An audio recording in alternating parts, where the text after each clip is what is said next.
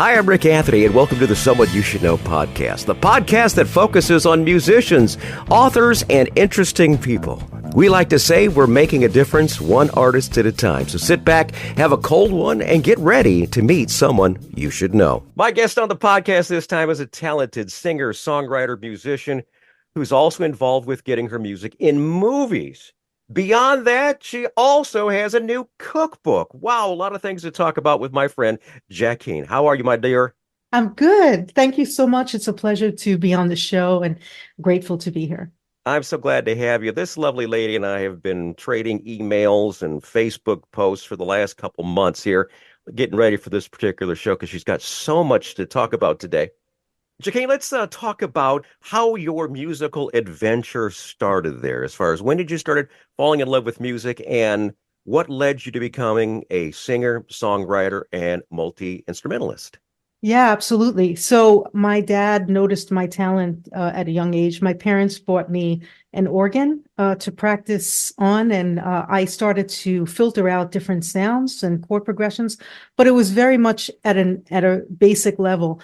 And it was not until later where I started to work on a piano that I bought, where I started to really filter out more sounds and get more complex in terms of chord progressions and, learning more so how to play keyboards. I took some lessons. I did take some courses in the conservatory music at Brooklyn College. So I had theory and ear training and piano as well. But mostly I'm self-taught. And I also took a jazz improvisation course later on. So I learned about theory from that as well. So it was really complex in terms of how the teacher there was going around the room to try to get us to learn, very complex patterns. Mm-hmm. Now, you and I kind of went down the same path. I actually did take music lessons. I was in choir, but I also took piano for years because I wanted to learn how to play.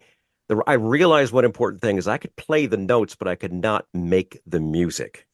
My version of Stairway to Heaven, legendary because it sounds nothing like it. It's kind of like of a jazz fusion version because it Oh, sounds wow. the rhythm's way off. Well, yeah, I mean, it was a lot of practicing, a lot of working through notes and everything. And then my father noticed that I could sing, so he put on records and had me imitate records, just in the house, just playing around. And then later on, I got my own sound, my own techniques, my own way of singing. But yeah, he noticed these things at a young age. And then I just started to master, my skills. And later on, it just led me to voice lessons and then music. That I've had music on labels where they released it around the world. So it was dance music when I started, but one thing just led to another. Getting the first production deal led to like a number of production deals and then a record deal. Very And good. now I'm independent. There you go. Very good. You mentioned something that I really and truly love. When it comes to music, I like the lyrics. I like this. I like the rhythm. I like the percussion. I like the chord progression. Chord progression always does it for me, especially when you start using diminished chords and such. You Yeah. use sevenths, and it just really and truly, it's like, oh, that is such an interesting chord. Uh, I was just going through a song. There's a song that's been playing in my head all weekend long. It is just because of the chord progression. And usually I like up-tempo songs and such, but this is just a nice melodic song. And I'm going, I wish I had a keyboard in front of me so I could learn to try to do Yeah. it. But it's one of those things. It's kind of like, yeah, I could try it, but these don't work nearly as good as that. Well, that's This why and this don't connect very well anymore. right. But sometimes what I do is I have in my phone, if I'm thinking of something myself, like I'll have my audio recorder in my phone, like, Right. at a different time where I'm, coming up with either progression if I want to sing all the parts, or I think of one melody line, then I can record it into my phone, my iPhone, and then it makes a difference. Yeah. Very good. Now, your bio mentions about your unique approach to choosing instrumental sounds for your songs. Can you take us through that process? Yeah, so the process, I will, listen to different chords that I create on keyboard. So I will filter out, certain sounds, and I will apply melodic lines and harmonic lines to it, and then I will layer tracks. So I will layer a number of tracks, and put down, for example, in programs I have, I'll do patterns for each instrument, Right. and then I will work out the second instrument, the third instruments, and 50 instruments or more. So each instrument will have their own patterns, and then I combine them like full orchestrations. So I do full orchestrations like that. Yeah. Now I can see why a lot of uh, film and movies and such are trying to get involved with you as far as that goes, because you're able to orchestrate. A lot of people just can't do that. They think, I'm. yeah, 4 track, that's it. That's as far as I can go. But It you're took looking me. for a It took me a symphonic long. level, really. It took me, evolving my skills over time to be able to do it. I've gotten much faster to be able to do that. And, I listen to a lot of music, but I do my own music, and I do different patterns. I write them, I play them on keyboards, and then I just see what doesn't work, what does work. And sometimes I find alternative instruments to work with, that have different sounds and different patterns. And then I put them into the tracks and mix them together. I mean, work with You're them talking about together. listening to different music and such. Influences. Who influenced your style of music to start with? Yeah, definitely. I was influenced by 70s music. I love Earth, Wind and Fire, Shack Attack, Chic, all those groups, the Gap Band. I love funk music. Funk. I I was going to love say, dance if you're going to music. do the Gap Band, there's some funk right there. Yeah, I really love, I'm trying to think Layla Hathaway is a big influence on me for many, many years. I was listening also to smooth jazz many years ago, way back when, and I listened to it for like 20 years. I love smooth jazz and funk music. And, it was that time I was a big fan and still am of many, many musicians out there. And I can name many of them: Peter White, Brian Culbertson, Stanley Jordan, Stanley Clark, mhm. Nelson Rangel. Big fan of lots of these musicians, and they have a gift. I love what Lord, they do, yeah. and I would attend shows. I would support other musicians, artists, and pay to see their shows. Bought their CDs. Pat Metheny is another one. I Yeah. love his music. So, yeah, I was listening to a lot of different music over time. All right, very good. We're going to play some music. We've been talking about music, and everyone's probably going, well, play some music then. Okay, well, the very first song we're going to feature is called This Is the Day. This one has got a great vibe on it. It's got some good chord progressions, and it showcases your strong vocals. What's the backstory on This Is the Day? Yeah, I featured a number of artists on there. I co-produced it with Craig Levy of Little Pioneer Cider House. I do a lot of my own music, but this one and some songs I decided to feature. Sometimes I co-write. But this one I featured Naomi Adrians on saxophone, Eddie Berg on saxophone, Donald Warr on bass, Scott Marvel on guitar, and Craig Levy. He put in drums and mixed and mastered the song. And then myself, who played keyboards, I wrote the song, and I sang the song. So it was a lot of work to really parcel out the sounds. Each one sent their own parts, like the stems of their recordings, and then I had to work with them, take them apart, and put them together. What they did. Everything they did was fantastic. But like a jigsaw puzzle, I would take one part, put it in another section where it worked, where I thought it worked better, and Right. then just trying to co-produce it, and it worked. Everybody loves it, how fluid it is, because it came out sounding fluid, which I love. The fact that it just came together so well, and they're fantastic musicians anyway, and I love working with them. Yeah. Well, I love it, and my listeners are going to love it too. This is the Day from Jacqine, my guest on this episode of the Someone You Should Know podcast. Every little bit of this, every little bit of that, every little bit of this, every little bit of that, every little bit of this, every little bit of that, every little bit of this, every little bit of that, every little bit of this, every little bit of that, every little bit of this, every little bit of that. This is the day when I'm gonna love you.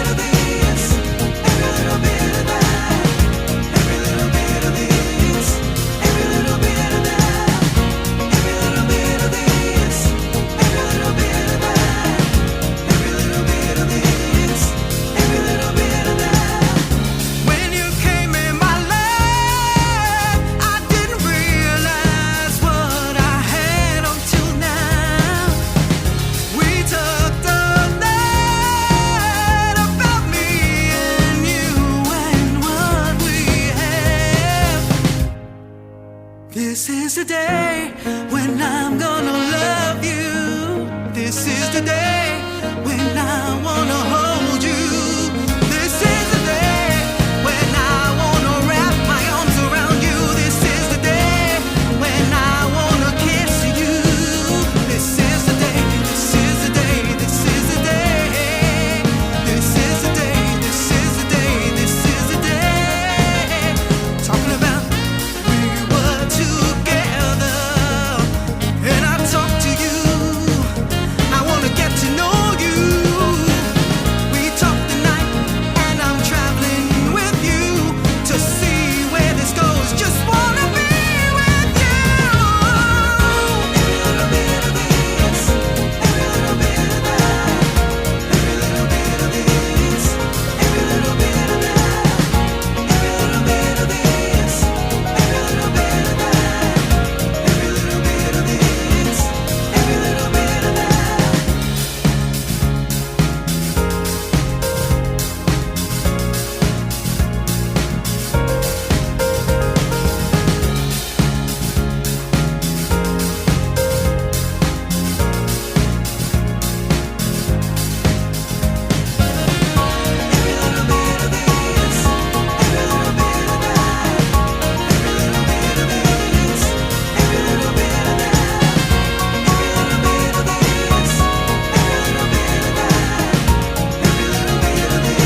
every little bit of that.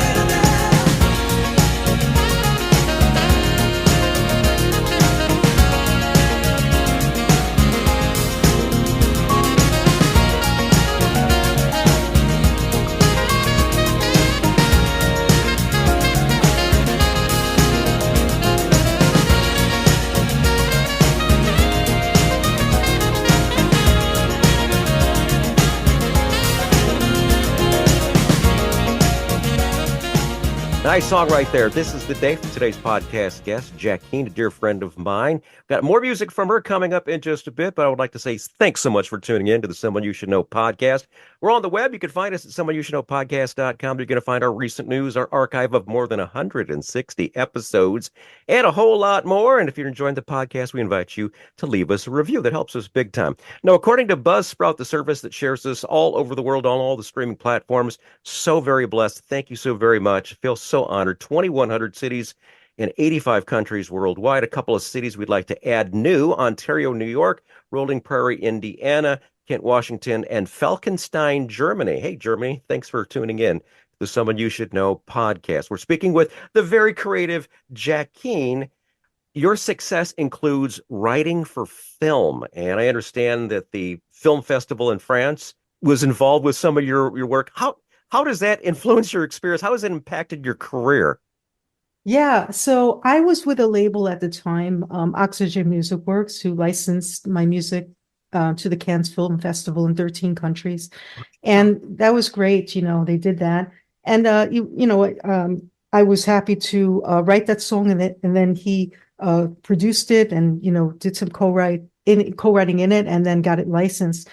So I was very happy about that. But yeah, it definitely added to my abilities and in terms of other people recognizing my skills and abilities later. So people were calling me and trying to do interviews with me, and trying to work with me with different projects. So one thing kind of led to another with that. So I had producers who were calling me, who were working with major stars, and I worked with celebrity remixers as well. So yeah, it just opened up the doors for me in many areas. It was later on that I saw that when I started producing myself, that film and television directors started to notice, and film composers also.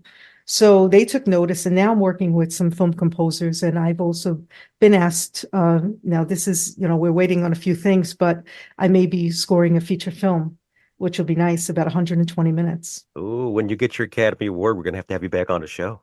Cool. I would love that. We'll work on the Grammys first, okay? And then we'll get your Academy Award, okay? Now, you've collaborated with various artists and musicians. Any particular moments kind of stand out as some of your favorites? Yeah, I mean, I've collaborated with Jeff Medina. I've collaborated with Lee Jones, David Q. McKee, Matthias Beckman. He plays trumpet and also flugelhorn. Who else? Mads Johnson. I have a release coming up with her at the end of the month. Trying to think. George Karaisarides, Dimitri Karonsis. Who else? There's been more people as well that I've collaborated with. Donna Waugh, Scott Marvel. Who else? I have Curtis McCain, of course. He's on my newest album that's coming up called Inner Reflections. So yeah, really excited I about love Eddie Bird times too. like that when you get a chance to actually work with other people because they're providing content that you might not think about. And their expertise and your expertise, when they all get together, it seems to be magic. And I really love that. We're going to experience a little bit of magic coming up next. The next song is one that I just happened to stumble across. You were doing a Facebook Live video, and I stumbled across it, Leslie, and I started watching it. And then Leslie goes, "Man, she's good." I said, "Yeah." Wow, thank you. It's nice how we connect because the song is called We Connect. What's the backstory on We Connect? Yeah, so the backstory in that is, it was written in the past, but I, connected with somebody, who really was able to see my artistry, music, and just what I did in a professional way, and just he admired what I did, and I admired what he did because he was very good at music as well. So we kind of came together on that level where we were, very much aligned with our skills and goals. And it was kind of like we were, very much in that mode where we definitely had some kind of similarity and compatibility, So I did write that song, again, it's the past, but I did write that song based on that.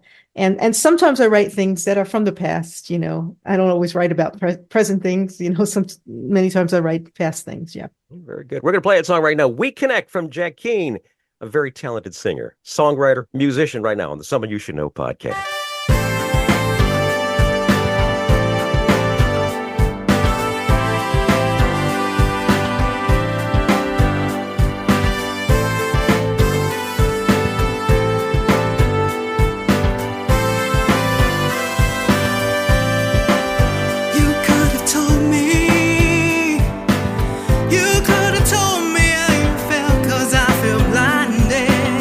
These feelings I have for you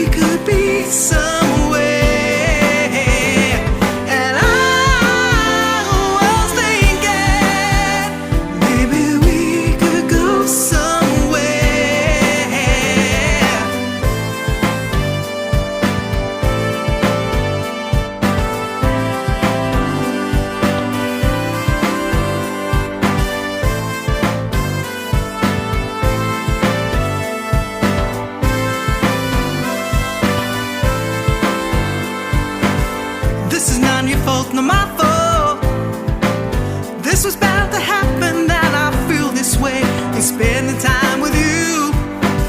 But I jumped to conclusions.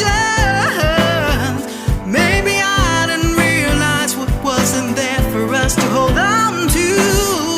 I know myself, this could have been love, which seems so ever possible.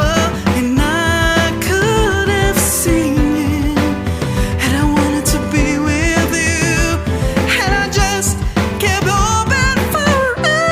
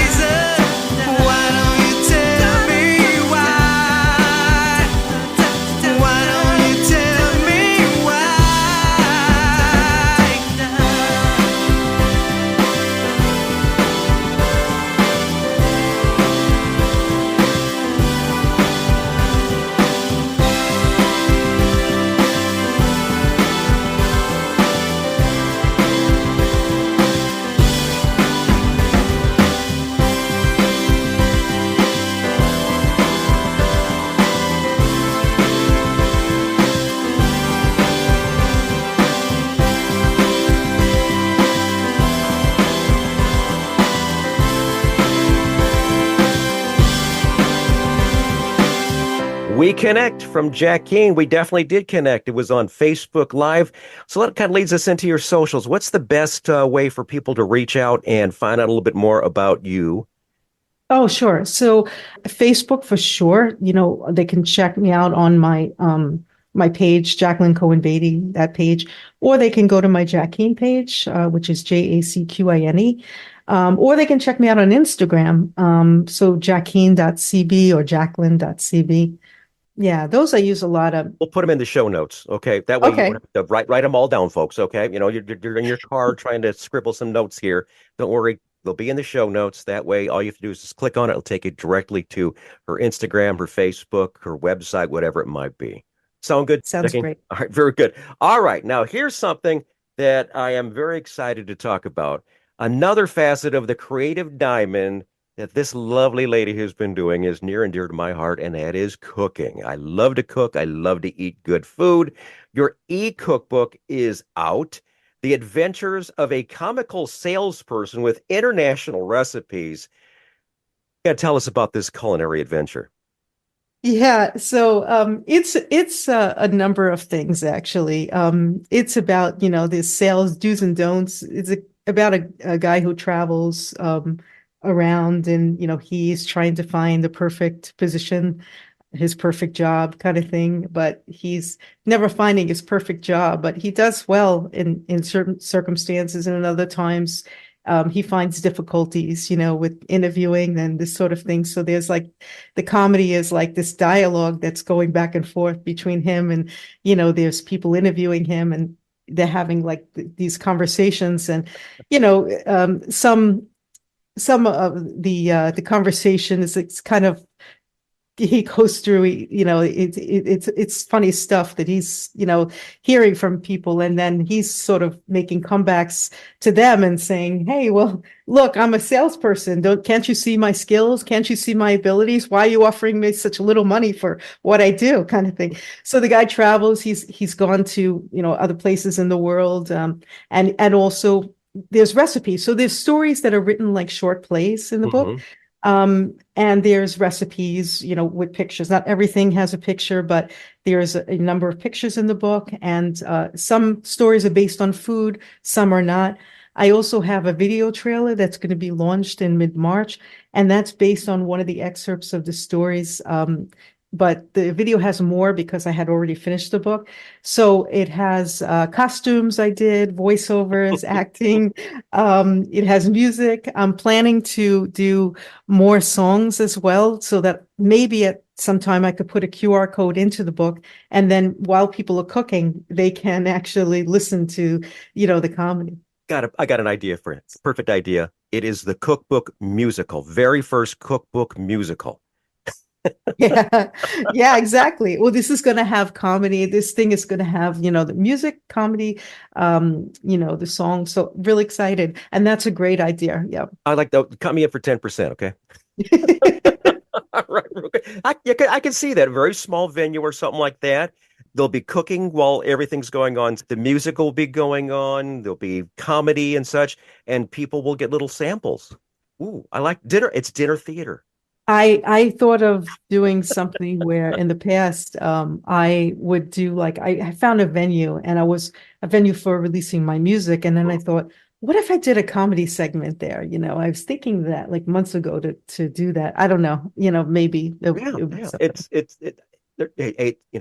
It's creativity. You can go any way, as far as that goes. You just find your little niche audience and then try it out on them. And if it doesn't work, try something else.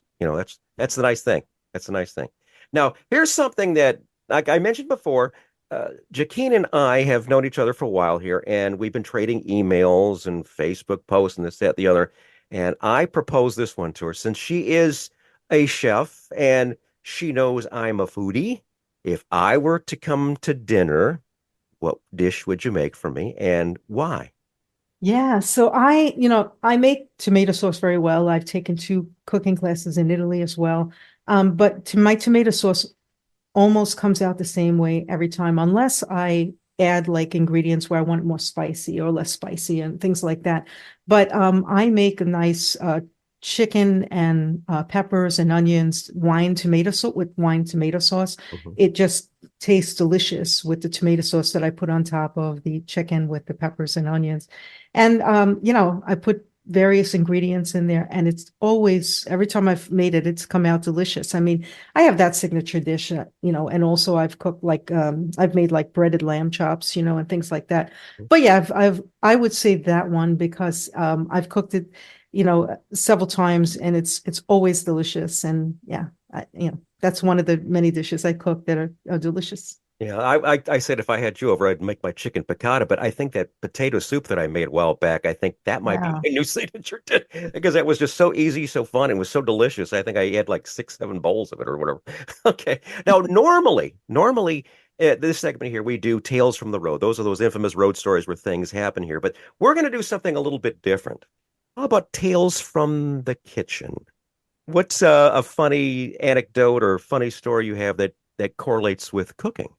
Yeah, so I think I would have to say it's one of them is based on the video trailer, because the video trailer is about a chef owner, who's dressed up in his costume, and he's interviewing this sales rep who comes in and sits down, and they're going through the interview with, because he's interviewing to sell his menu, and they're going through his long resume, and it touches on names of a couple of stories within the ebook. So he works at a place called Barista Horror, which is like a horror show where he's like doesn't know how to make cappuccinos, so he's like making a mess in the place, and there's all these demanding people coming into this place, wanting discounts on food or cappuccinos, and he's having to give discounts on pies to calm him down. And then he works at a place, where it's a toy place and he's trying to teach the toy not to give out cybersecurity secrets and things. He actually talks to the toy and things like that. So, but he goes through this thing and these long lists of jobs that this guy has had. And he's like, well, you made $18 million doing this? Really? You did it? Is that true? And he's like, yeah, it's true. And he's like giving him a chance. So they have like a sit down dinner and they're talking about, food and whatnot and all the food I cooked on the day. You could see this video once it's ready. Awesome. But yeah, I would say that story has been developed by me, and I arranged it and directed it. And then there's like a sit down dinner with a guy who comes in who's like a garlic itemizer. He's like someone who measures like how much garlic is in a serving of food. And, he's like coming into the restaurant trying to measure things. And it's hilarious how, people like run out of the restaurant, in this thing, because he's like, who's this guy who just came in? He's like measuring around things and he has a garlic spray and, it's hilarious when you see this video, but it has got music. It's very upbeat. And yeah, I would have to say that story was very developed. Very good. Most importantly, how can people purchase a copy of the e-cookbook? What's the best way to do so? Yeah, absolutely. So it is on my website. It's jacqine.com/cooking, or you can go to jacqine.com. Right now, the EPUB version with the e-reader is the best version to get because with the e-reader, you have the table of contents that's clickable. Though the book company just sent me files that the PDF is going to be clickable. So I'll just need to update that and then just put the PDF version as table contents being clickable. So that'll be nice.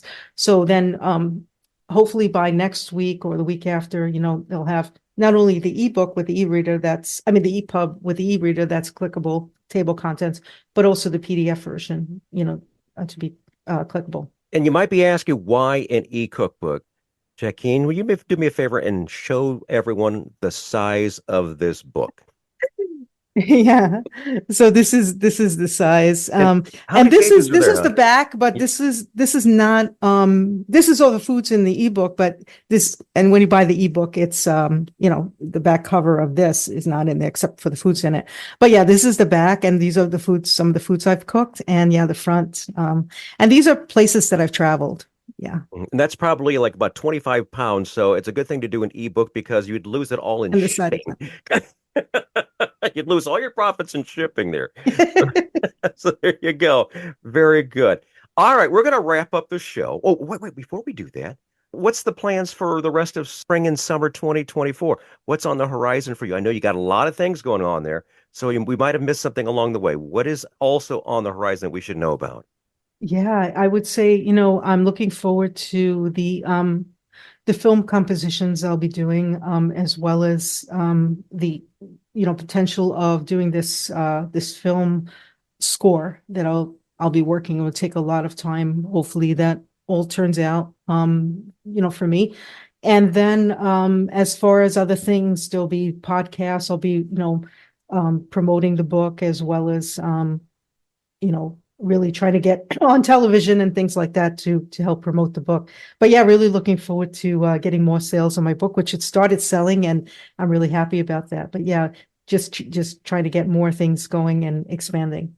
And if you want to follow everything, including where you can get the book, I'll have everything in the show notes, websites, Facebook, Instagram, all that down in the show notes.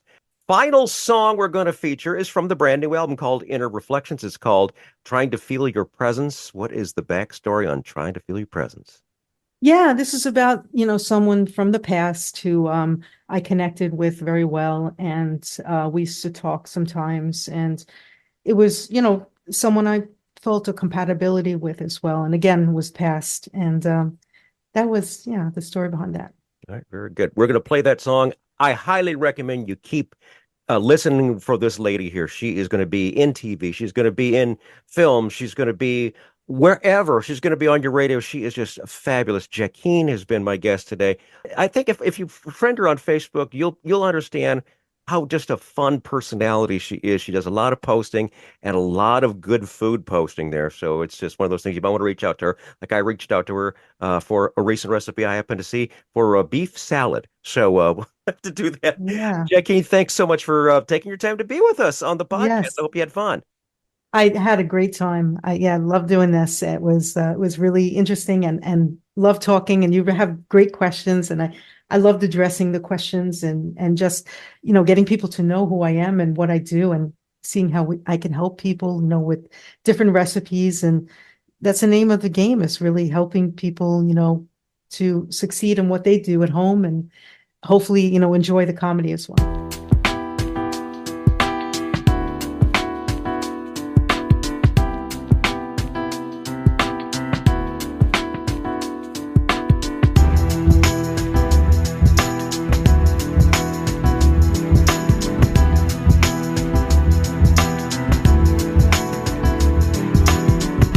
Try to know if your head, trying to feel your presence.